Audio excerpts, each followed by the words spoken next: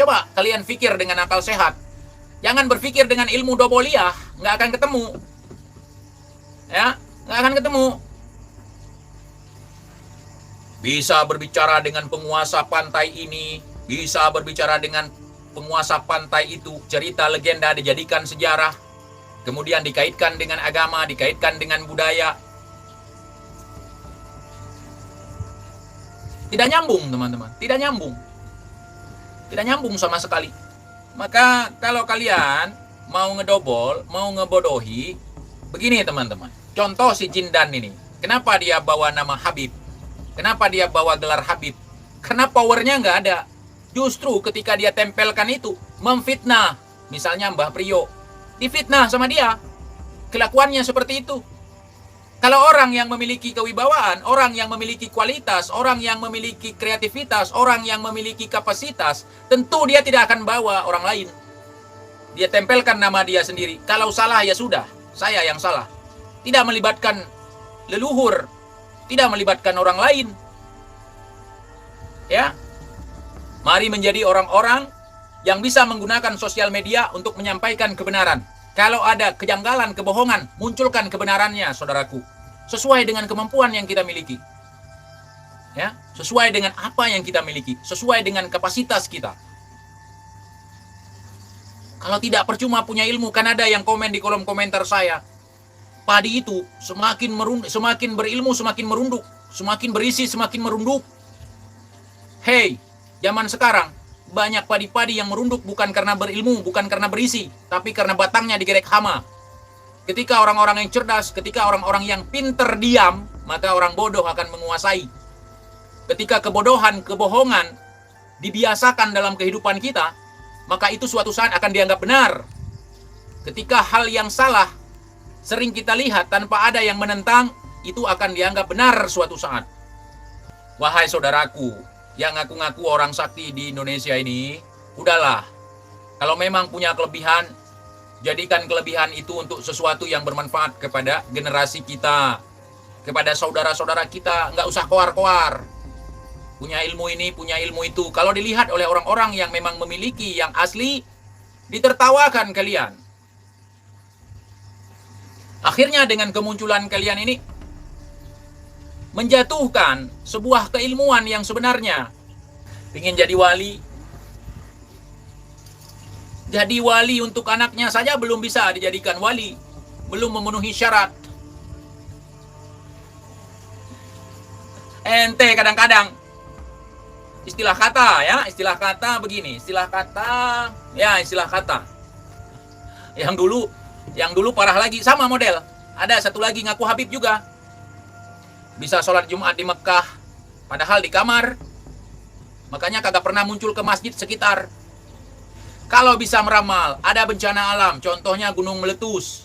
Kalian bisa menerawang, kalian bisa meramal, kalian datang dulu ke tempat tersebut.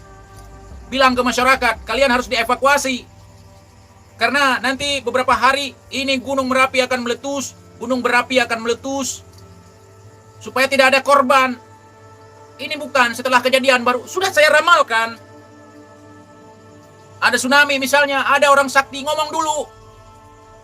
Ya, ngomong ke pemerintah. Pemerintah, ini menurut ramalan saya, menurut ramalan aneh, sebagai orang sakti, ini kita hari sekian, tanggal sekian ini bakal tsunami. Evakuasi dulu masyarakat yang ada di bibir pantai.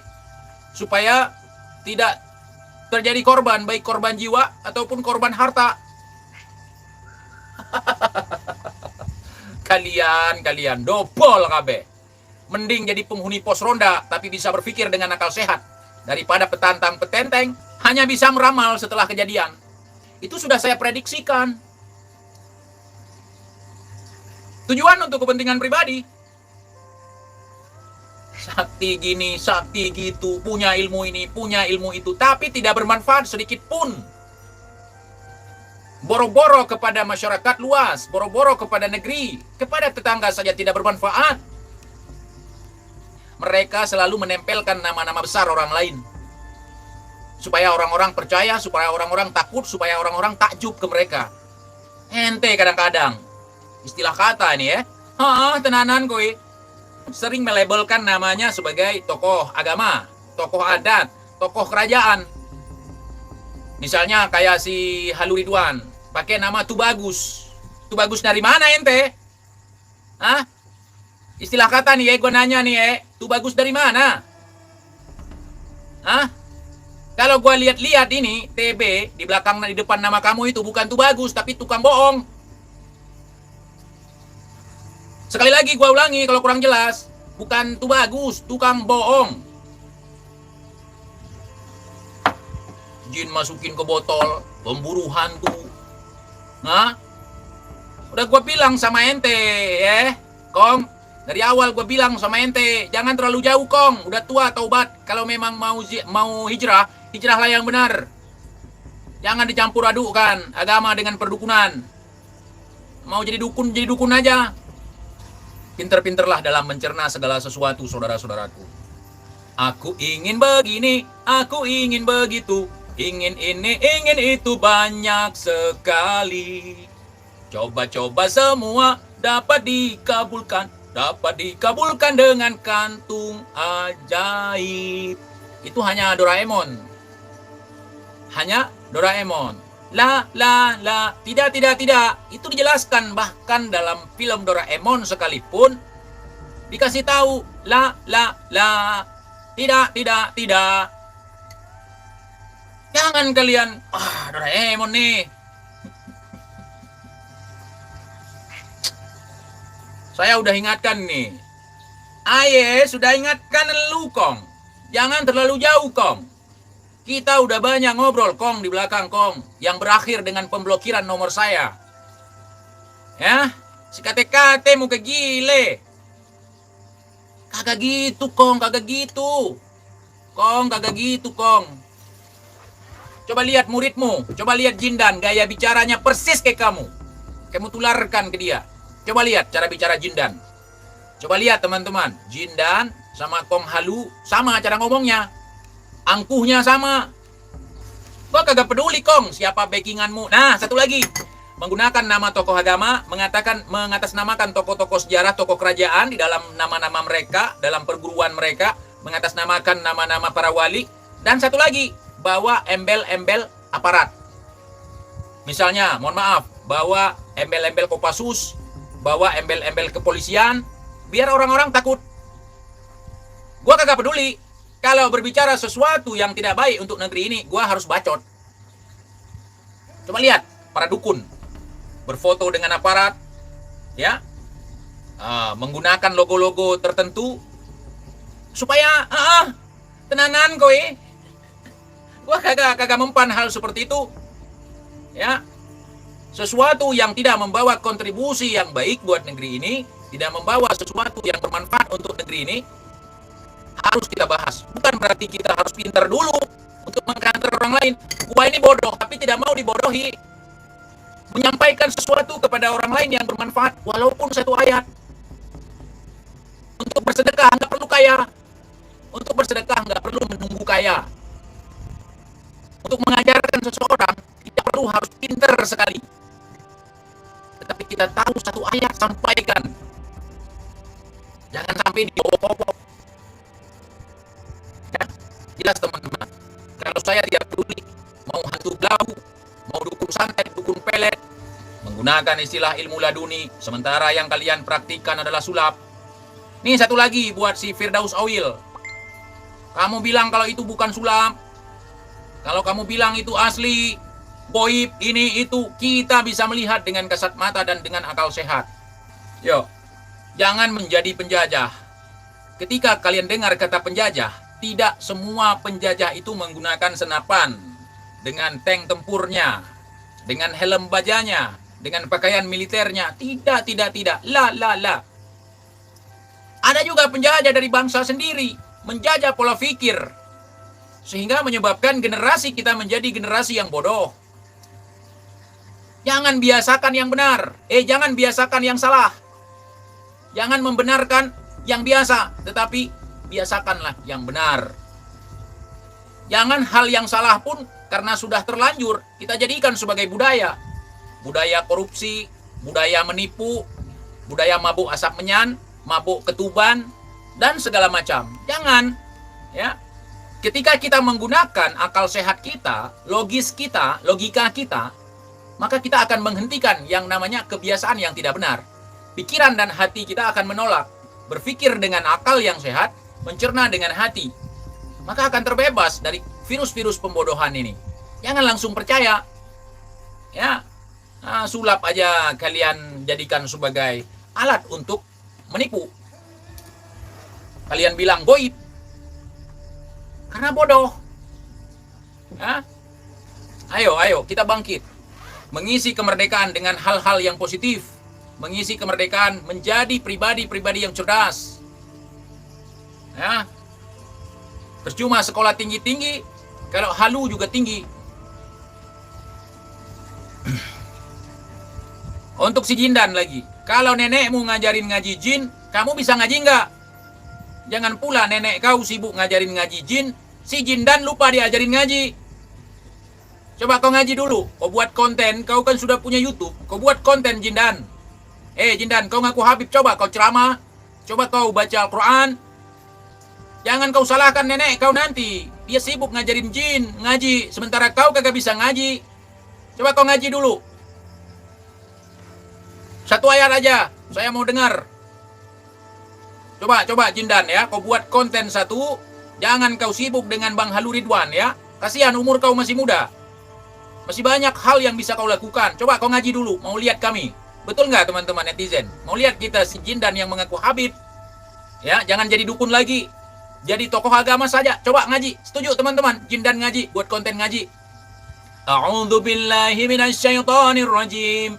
Bismillahirrahmanirrahim. Alif lam mim. Shadaqallahul azim. Kita mau dengar.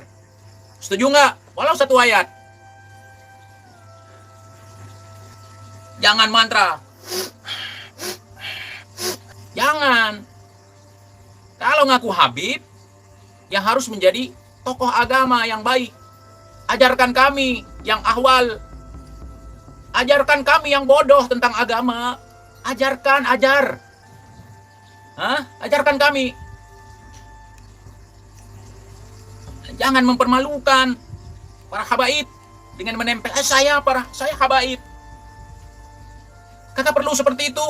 Tunjukkan identitasmu, tunjukkan apa yang kamu bisa untuk meneruskan perjuangan encitmu. Kalau memang kamu keturunannya. Ya, setuju nggak teman-teman? Jindan buat konten satu ngaji. Kita subscribe ya. Kita like, kita komen yang baik-baik ya.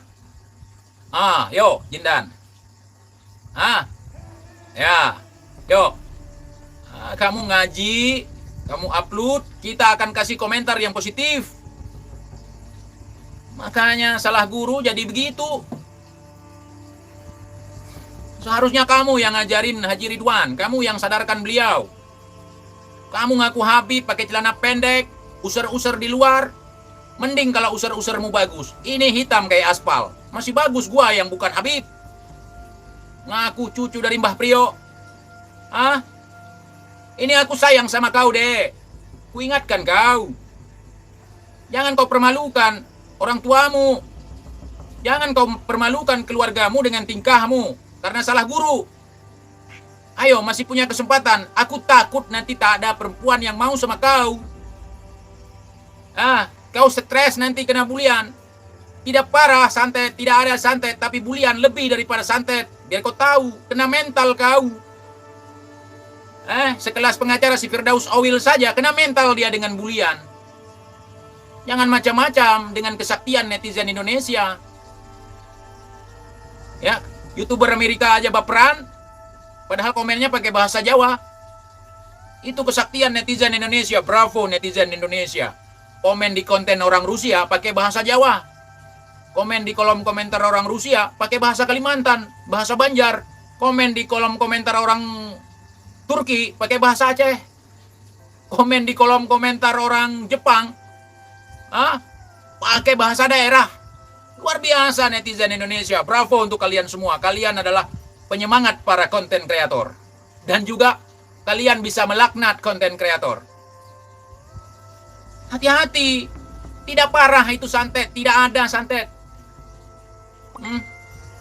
Makanya harus belajar bagaimana menggunakan sosial media yang baik, bagaimana menghadapi hantaman dari netizen. Saya sudah berpengalaman masalah ini, makanya saya dibully kagak peduli saya. Mau ngonten TIJ 7 kali sehari bahasa apa kagak peduli. Saya sudah latihan. Udah bertahun-tahun saya latihan menghadapi netizen. Kenapa? Karena kita juga bagian daripada netizen. Silakan.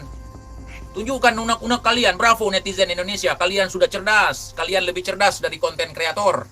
Kalian lebih bisa. Lebih pinter. Apalah kami. Cuman petani. Koar-koar seperti ini. Apalah sebuah konten kreator kalau tanpa subscribe, tanpa komen, tanpa penonton. Kita bukan siapa-siapa. Ya.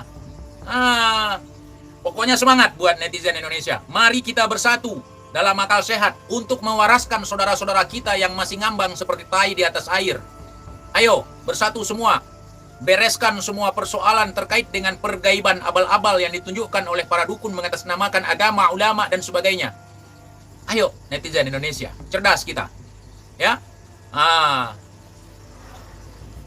Bravo netizen Indonesia. Luar biasa kalian. Dari pos ronda menyapa kalian semua. I love you, Pul. Ya lublu tibia otenisilna. Aku sangat mencintaimu, sangat-sangat sekali. Sangat mencintai kalian. Kalau bukan kita, siapa lagi? Kalau bukan si Karang, kapan lagi? Udah mati. Kagak bisa koar-koar. Sekarang mumpung masih hidup, mari sampaikan sesuatu kepada masyarakat. Dukung apa yang dilakukan oleh pesulap merah selama dia masih melakukan hal yang baik seperti saat ini. Dan jangan gampang terombang-ambing oleh fitnahan-fitnahan dari kalangan para dukun. Inilah bentuk perlawanan kepada dukun, bukan mencari dukun tiap malam ke hutan-hutan, berantem dengan dukun settingan. Bukan begitu cara melawan dukun di zaman yang canggih ini. Berikan kontribusi kita dalam melawan dukun dengan membuat konten-konten dan komentar bahwa kita tidak percaya dengan kekonyolan mereka. Mereka hanya gerombolan badut yang dengan mencari uang membodohi. Itu sangat bertentangan dengan Undang-Undang Dasar 1945. Amanah undang-undang meminta kita untuk mencerdaskan kehidupan bangsa. Mereka justru membodohi kehidupan bangsa. Makanya itulah penjajah pola pikir. Merusak pola pikir. Merusak akidah kita. Dengan permainan-permainan sulap recehan. Mengatasnamakan keajaiban alam gaib. Hati-hati teman-teman. Hati-hati. Makanya coba lihat, si Firdaus Awil berani nggak? Saya ajak live kayak tadi malam berani. Saya ajak naik live. Alasan paling, TIJ stres, TIJ tukang fitnah, TIJ begini, TIJ begitu. Mereka gak berani. Bertahun-tahun saya tantang santet. Apakah saya terkena santet? Tidak. Kenapa? Karena saya tidak percaya dengan bacotan mereka. Ya, oke. Saya percaya dengan yang namanya sihir bisa menyerang orang dari jarak jauh. Saya percaya mungkin. Tetapi ingat, tidak segampang membalikkan telapak tangan. Ya, apalagi menggunakan misalnya jasa jin untuk santet. Begitu lihat TIJ, siap komandan, siap jenderal, saya tidak jadi. Kenapa? Yang pertama, kita tidak takut kepada jin. Kita menyadari bahwa diri kita adalah khalifah di muka bumi. Manusia ditakdirkan sebagai khalifah di muka bumi. Apa arti khalifah? Khalifah adalah pemimpin. Pemimpin harus jelas, pemimpin harus tegas, pemimpin harus berani. Dukun itu adalah orang-orang yang pengecut. Orang yang percaya dukun adalah orang-orang yang pengecut. Tidak berani di depan, minta jasa dukun untuk nyantet orang lain. Itu tindakan pengecut. Tidak berani, tidak pede ngobrol sama perempuan, nyari dukun, bayar untuk pelet. Misalnya. Itu adalah pribadi-pribadi yang tidak berani. Pribadi yang pengecut. Ini harus saya sampaikan kepada teman-teman semuanya. Ya. Ayo, semangat. Di dalam merayakan kemerdekaan Indonesia yang 77 tahun, mari kita isi kemerdekaan bukan dengan asap menyan lagi. Buktinya apa? Ketika ada orang yang menakut-nakuti kita dengan memenjarakan kita, dengan hukum, kita takut. Kenapa? Kita tidak paham bahwa hukum bukan untuk kita takuti, tetapi untuk kita taati. Hukum itu bukan untuk membunuh kita, bukan untuk membuat kita mati. Hukum itu untuk mengadili. Kepercayaan masyarakat terhadap hukum berkurang. Kenapa? Karena ada orang-orang, ada oknum-oknum yang salah dalam menjalankannya. Makanya yuk kita bahu-membahu, bersatu, sesuai dengan kemampuan kita masing-masing yuk. Cerdaskan kehidupan bangsa. Kita teruskan perjuangan yang dilakukan oleh para pejuang-pejuang kita di masa lalu. Bukan cuman hanya menempel foto pejuang, habis itu kerja kita melanggar apa yang dilakukan oleh para pejuang atau amanah para leluhur kita. Coba lihat di tempat dukun. Ada foto Bung Karno, ada foto para habib, ada foto para ulama, ada foto tokoh-tokoh besar. Sementara kerjaan mereka bertentangan dengan apa yang pernah dilakukan oleh foto-foto yang ditempel itu semasa hidupnya. Coba. Kita jangan terlena dengan foto, kagak ada tempel foto, kagak apa-apa. Yang penting di dalam hati kita, di dalam jiwa kita. Semangat berjuang untuk meneruskan perjuangan yang telah diamanahkan oleh para leluhur kita. Saya sangat suka sekali kalau berurusan dengan dukun. Ya, suka sekali. Suka. Istilah kata seperti itu. Sebab kalau dukun ini dibiarkan, dikasih panggung, mereka punya uang, mereka punya kekuasaan, mereka punya, ya seperti sekarang, punya pecangara, punya pengacara. Suatu saat ketika mereka melakukan pelanggaran-pelanggaran yang salah, itu mereka akan kebal hukum. Ada yang membela mereka, ada kekuasaan, ada kekuatan. Makanya kita bahu-membahu, bersatu, jangan biarkan mereka menjadi besar di negeri ini. Sebab kalau kejahatan menjadi besar, itu akan sulit ditumbangkan. Kebenaran akan dikalahkan oleh mereka. Maka jangan biarkan kebenaran itu kalah. Walaupun kita nggak benar, setidaknya kita ngerti bahwa yang kita lakukan itu memang sebuah hal yang benar. Itu saudaraku. Ingat itu, ingat. Jangan sampai anak cucu kita bisa melihat apa yang kita rasakan saat ini. Masih takut sama jenglot, masih percaya dengan bambu yang bertemu ruas, masih percaya bahwa ada ketiak ular, tokek harga 2 miliar, bambu harga 2 miliar, potongan bambu yang bertemu ruas. Ya, jangan teman-teman. Saya ingat petuah dari leluhur saya. Ya, kata leluhur saya, jangan melakukan sesuatu yang tidak jelas. Lakukan sesuatu yang jelas. Misalnya, jangan mencari utak lebeng gading canggu asap busiju gup umuda. Jangan kau cari otaknya bakteri, gading kodok, asap nasi yang udah dingin, sama kentos kelapa muda. Jangan dicari itu. Itu akan membuang-buang waktu, akan membuat hidupmu sia-sia. Ya, sekali lagi, leluhur saya berpesan, jangan mencari utak lebeng gading canggu asap busiju gup muda, otak bakteri gading kodok, asap nasi dingin, sama kentos kelapa muda. Jangan cari ketiak ular, jangan cari tanduk kucing, karena itu adalah pekerjaan yang sia-sia. Bambu itu tidak diciptakan ruasnya tumbuh ke bawah secara fitrah, ya, tumbuhnya ke atas. Seandainya kalian percaya bahwa bambu petuk itu ada, maka sama halnya seperti kalian percaya bahwa ketiak ular itu ada. Ingat, bambu petuk merupakan sebuah petuah dari tanah Jawa. Tidak ada dalam bentuk fisik. Ya, bentuk fisik hanya diciptakan oleh dukun-dukun penipu. Oleh orang-orang yang menciptakan bisnis halu atau monkey bisnis, bisnis monyet. Jangan percaya itu. Tidak ada. Ya. Tidak ada itu. Tidak ada. Saya pernah melawan bambu petuk dengan membuat bambu petuk palsu. Akhirnya keblinger yang beli bambu petuk. Sekarang channelnya hilang satu. Entah kenapa hilang, saya juga tidak tahu. Udah, nggak usah ribet-ribet hidup ini teman-teman. Ya, biasa aja. Kalau kita kembali kepada ajaran agama yang sesungguhnya, ya, maka kita akan menjadi pribadi yang insya Allah cerdas. Apapun agama kalian, saya tidak mau rasis di sini, tidak mau sara di sini. Ya, TIJ kata Joko Benge, TIJ pernah dapat uang dari dukun Cirebon. Oh, si Joko Benge kan anak buah Samsudin, itu suruhan Samsudin ya, memang ngomong seperti itu.